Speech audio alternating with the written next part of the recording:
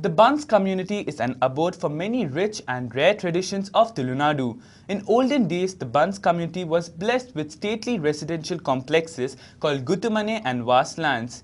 But with changing scenario, the once proud Guttu houses are now hemmed in by concrete high-rise monstrosities which dwarf the original landmark. We now bring to you an exclusive feature on Guttumane situated at Kodiyal Bale West, which is being restored to its former glory. The Bant community of Tulunadu was blessed with stately residential complexes called Guttumane and vast lands which were cultivated directly or given out on an annual rent designated in muras of rice. The scenario changed drastically in the wake of land reforms starting in the 1970s and the consequent declaration and restoration of land to the actual tiller. The flow of thousands of muras of rice dammed. Even in the urban setting like Kodiyal Guttus, where once there was vast agricultural lands as far as the eye could reach, the once proud Guttu house are now hemmed in by concrete high monstrosities which dwarf the original landmarks. The Guttedars, who now no longer lord over large joint families, have responded to the ground realities by selling off whatever land they could. The Guttu houses are partitioned and one of them sports glass frontage to the Chavadi, traditionally large open drawing room supported on formidable, intricately carved wooden pillars. In Kodiyal Guttu West, one of its inheritors under Alia Santana Jyoti, eldest daughter of Sarvottam Shetty and her husband Ashok Alva, have fusioned a modern concrete block to the main Guttu house. They have also walled in the front portion of the earlier open access Chavadi, but the Chavadi itself and the inner courtyard open to the sky have been retained in their original avatar with spick and span maintenance. There is also a small diameter drinking water well called Guel at the entrance of Chavadi and a traditional square step ritual pond. They are perennial sources of water supply now aided by motor pumps. Because it was a thatched roof house then, we decided to remove, because it was difficult to get people to do the rethatching every year.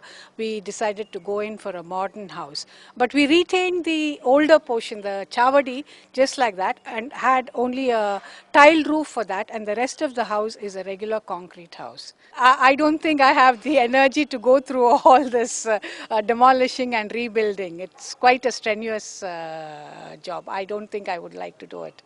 Kodiyal Guttu was different then. We had only this one house and just paddy fields and sugarcane fields and areca plantations in front of it. It was a totally different scene those days. It's a way of life where all the members of the family are all together, which is not normally. It's something like a very big family living together, the grandfather, the father, the children, etc., etc. It's a way of life. The way it has been built, the way it is maintained is something unique. And the credit for that should go to the family members, the people who put in their heads to build this place, the people who lived here and maintained here. But the most heartening and welcome development at Kodiyal Guttu West is the restoration work currently nearing completion launched by Jyoti's younger sister Pratibha, who has inherited the outhouse Mogasale situated at the east end of the Guttu complex and the outer courtyard. Pratibha, married to Dr. Ulhas Karant, front-ranking tiger conversationalist and son of legendary Dr. Kota Shivram Karant, has her residence and centers for autistic children, Deol, in Bangalore. But her heart is in Mangalore and more specifically focused on Kodiyal Guttu, where she had a playful childhood, romping and swimming in the pond and studying at St. Agnes College. We are at the front door of Kodiyal Guttu house. It is the outermost building of the Guttu complex.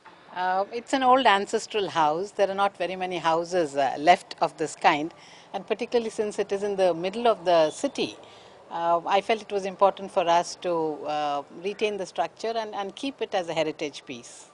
Value of a place like this is something that has dawned on us. I wish we had understood it even as kids. I think we took it for granted as kids, but as we got older, I think we realized that there are values other than in cash. In the context of real estate prices galloping by the day, many have been tempted to sell their heritage bungalows to make place for high-rise apartments. But Pratibha not only resisted temptation of easy lucre, but went one step further to restore the Mogasale to its old glory. From the ravages of time, corrosive salty winds, and now the all-pervasive atmospheric pollution, thinking about her inheritance, Pratibha felt that she had to do something to save its glory for posterity. Retain the house as a heritage home. In a city like Mangalore, I don't think there are many of these houses left. Even the ones that are in the outskirts, I think, are being demolished, or I think people have moved away, so there is nobody to maintain the house. So we would like to retain this as a heritage piece. If we can make a little museum of it for the matrilineal Aliya Santana family system that is prevalent in this part of the country, we'd be happy to do that. While Mangalore-based Niren Jain is the architect for this project, Pratibha enlisted the help of Udupi-based restoration experts Harish Pai and Vijayanath Shenoy. The restoration work involved lifting of massive sunken pillars to align with the floor, as also scoring missing, spoilt wooden members from demolished heritage houses in Tulunadu. Kudiyal Guttu, the name itself suggests that they were the landlords of this entire region.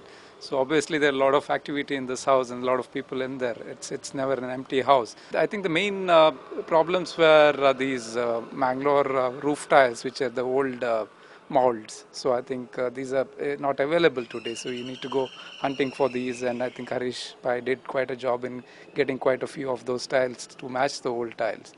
Also, the bases of a lot of these wooden pillars had rotten off, so we had to put a strut prop and remove the wooden pillars and remove the rotten part and replace it with a granite base of the same mold and shape. So I think now it is a lot more in a lot more sound foundation.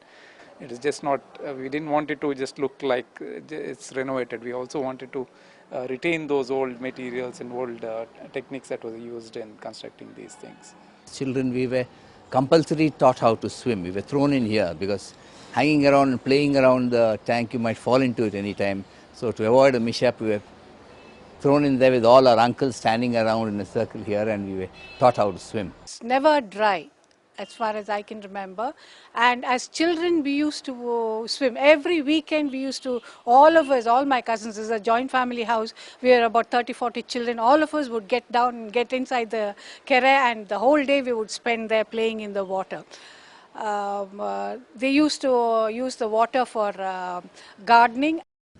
Pratibha has been spending a week in a month in Mangalore taking postgraduate programs at M.B. Shetty College of Speech and Hearing. She has taken advantage of these visits to liaise with those executing the restoration project. Well, we'd like to have a small trust in the name of the family and support women for vocational growth, educational growth, and such other things. It is indeed a great work undertaken by untiring Pratibha Karant. When everyone wants to do away with traditions, she has swarmed against the current by taking up this restoration work. Also notable is that she does not consider her work heroic, though it is involved going against the dominant trend of liquidating heritage in pursuit of tempting lucre. Kudos Pratibha Karant.